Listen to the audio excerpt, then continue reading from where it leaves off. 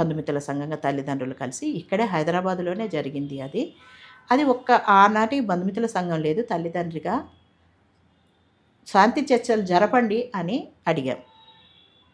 తర్వాత మళ్ళీ కాంగ్రెస్ పార్టీ రావడం, కాంగ్రెస్ పార్టీ అదే ఎజెండాతో వచ్చింది. నక్సలైట్లతో మేము శాంతి చర్చలు జరుపుతాము అని. అన్నట్టుగానే మేము డిమాండ్ కూడా చేశాం. మీరు అన్నారు కదా, ఒప్పుకున్నారు కదా, ప్రజలు అందుకే మిమ్మల్ని గెలిపించారు అని ప్రజాస్వామికవాదులు ప్రజల నుండి ఒత్తిడి రావడంతో అప్పుడు చర్చలకు అంగీకరించారు.